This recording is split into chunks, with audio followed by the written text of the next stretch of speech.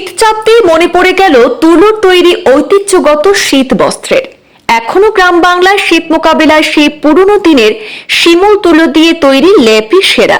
সেই সাথে আরামের জন্য ব্যবহৃত হয় তুলো দিয়ে তৈরি তোশকও।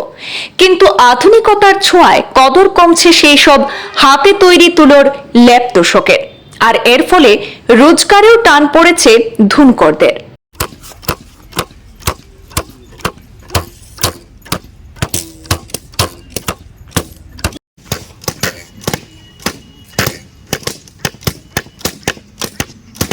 বাংলা পৌষ মাসের শুরুতেই আগমন ঘটে শীতের, আর পৌষ কাটিয়ে এবারে মাঘ।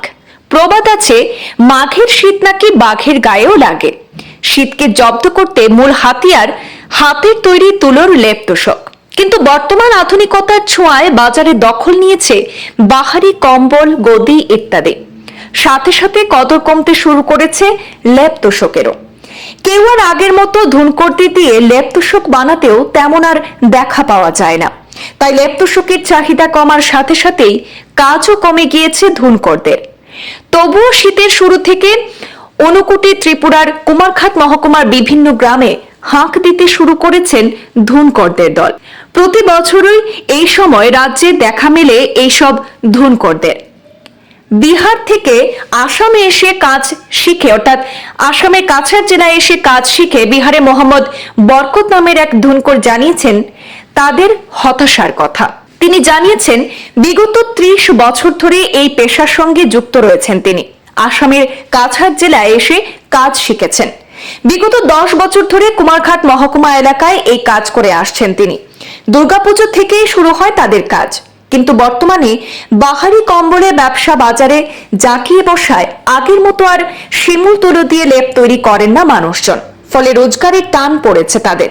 তিনি আরো জানান, বর্তমানে আগের মতো আর হাতে তৈরি শিমুল তুলো লেপ তোশকের চাহিদা এখন আর নেই। অনেকটাই চাহিদা কমে গেছে। তাই উপার্জনে ভাটা পড়ায় সংসার প্রতিপালনে সমস্যায় পড়তে হচ্ছে ধুনকরদেরকে। তাছাড়া হাতে তৈরি তুলোর লেপের থেকে বর্তমানে বাজার হাটে পাওয়া সেই সব কম্বলের দাম প্রায় অর্ধেকের থেকেও কম হয়। মানুষ সেই সব আধুনিক কম্বলকে শীতের হাতিয়ার হিসেবে বেছে নিচ্ছেন বেশ কয়েক বছর ধরে, যার ফলে এখন আর ধুনকরকে দিয়ে লেপ তোশক বানানোর চাহিদা কমে গিয়েছে। करीब करीब 30-35 साल से ऊपर हो गया है। कम चल रहा है, बहुत कम चल रहा है ये ब्लैंकेट और ब्लैंकेट के लिए। এদিকে বিভিন্ন প্রতিকূলতার মাঝেও সেই পেশাকে টিকিয়ে রাখতে নিরন্তর প্রয়াস চালিয়ে যাচ্ছেন সেই সব ধুনকররা। লেপ তোশক বুনতে ঘুরছেন রাস্তায় রাস্তায়। কিন্তু আধুনিকতা আজ প্রায় কেড়ে নিচ্ছে সেই সব দরিদ্র শ্রমিকদের রোজগারকে।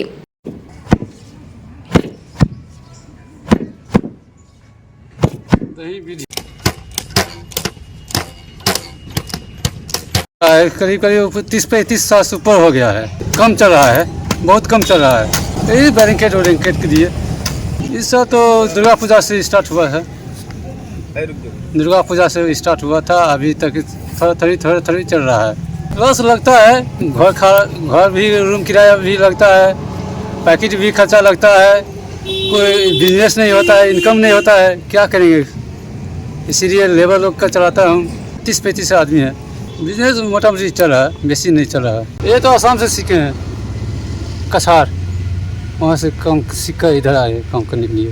पड़ता है 1800, 2200, 2000, 2400 ऐसे जाता है एक लेप बनाने में। नया बनाने से 2400, 2200 ऐसे ही जाता है। मार्केट वो ब्लैंकेट का हमको नहीं बोल सकता मैं। 900 में मिलता है, 400 में मिल जाता है ब्लैंकेट।